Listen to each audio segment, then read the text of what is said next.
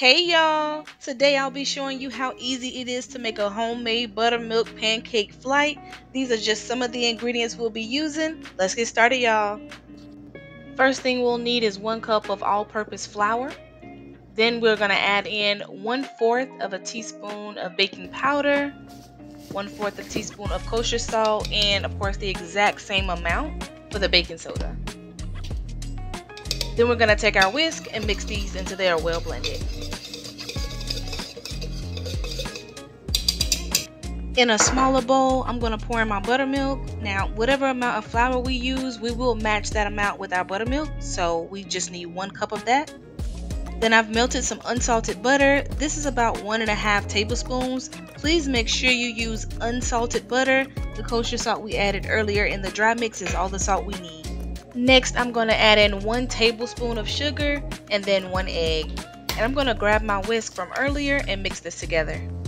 This will be lumpy because of the buttermilk. It is not supposed to be smooth, so you don't have to mix this too much. Alright y'all, now we are going to combine our wet and dry ingredients, and a little later in the video I'll show you how I make the vanilla glaze that I'll top these pancakes with. And I want to know, y'all comment down below, is there anything besides just regular maple syrup that you guys use on top of your pancakes when you're at home? I know when I'm in a restaurant, of course, I use the maple syrup, the chocolate syrup, whatever it is they have that comes on the pancakes that I'm ordering. But when I'm home, I do try to jazz it up and use some different flavors as well. Here I'm grabbing a paper plate for my fruit. I'm only going to use a small portion of this banana. Now if you don't like banana, then just use whatever fruit you like. My husband is definitely a banana fan, so I'll be using this as well as some blueberries. And a little later I'll be showing you what ingredients we'll be using in our third pancake. So just a few pieces, we don't want to overload our pancake. And here I've got about 10 blueberries. And here it is. This is what we're going to be adding to our third pancake. We're going to add a little fun to it, some Reese's Pieces as well as some milk chocolate pieces. And we're going to head over to our griddle. Now I have this preheated at 325 degrees. We definitely don't want our butter to burn, so 325 is definitely a good temperature. And this is the unsalted butter from earlier. Again, we do not want to use additional salt in the cooking process. However, if you like extra salt, you can add that on top if you want. And I'm just adding a nice spoonful of our batter and using the back of my spoon to kind of spread it out and shape it. It does not have to be perfect. These are homemade pancakes, so the shape really is not going to matter. It's all about that taste. For this first pancake, I will be including in my blueberries. For the second pancake, same thing, a nice spoonful of our batter. Use the back to shape it. And for this one in particular, I'll be using my banana slices. And of course, y'all know the drill by now. We're going to rinse and repeat for the third one.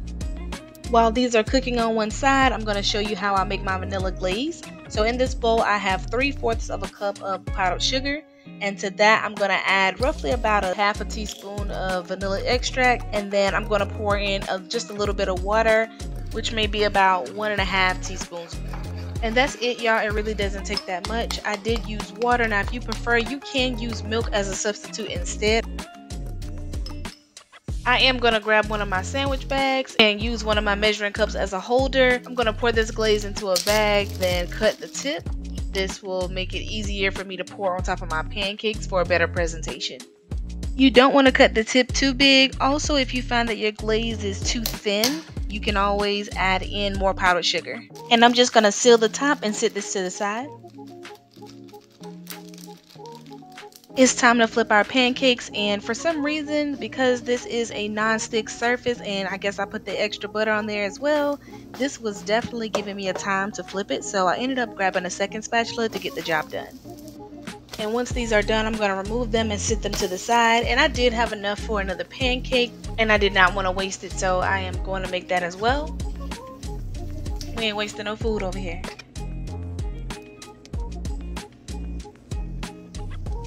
Alright y'all, and here are our pancakes, our blueberry at the top, followed by our peanut butter and chocolate chip, and then our banana. The only thing left to do now is to decorate them and then serve them up. I'm using the vanilla glaze on our pancakes with our fruit, and then I decided to go with the chocolate syrup on our peanut butter and chocolate chip pancake. Y'all tell me what y'all think. Drop a like down below. These pancakes were so good. Thank you so much to all my new subscribers, and I'll see y'all in the next video.